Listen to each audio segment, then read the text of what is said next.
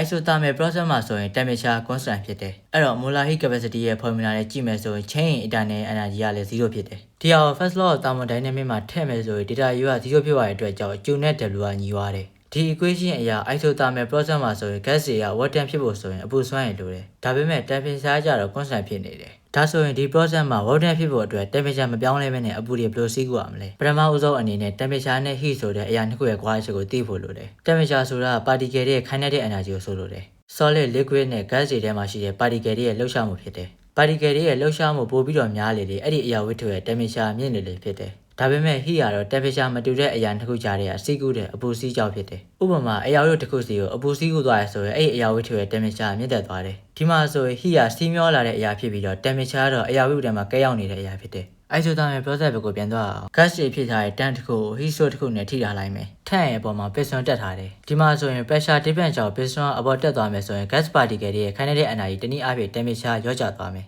ဒါပေမဲ့ရော့ရတဲ့ temperature ကိုပြန်ဖြစ်ဖို့အတွက် heat source ကအပူတွေက gas နဲ့ကိုစီးဝင်ဒီအချိန်မှာဆိုရင်ရော့သွားတဲ့ gas ရဲ့ temperature ကို heat source ကအပူတွေကပြန်ဖြစ်ပေးနေတာဖြစ်တယ်အဲ့ဒါကြောင့် isothermal process မှာ temperature constant ဖြစ်နေတာဖြစ်တယ်isothermal expansion ရဲ့ pressure volume graph ကိုကြည့်မယ်ဆိုရင် volume ကတော့များလာတယ်ဒါပေမဲ့ pressure ကတော့လျော့သွားတယ် volume ကြီးလာတဲ့အတွက်ကြောင့် pressure difference နည်းလာပြီးနောက်ဆုံး normal atmospheric pressure နဲ့တူရပဲဖြစ်တယ်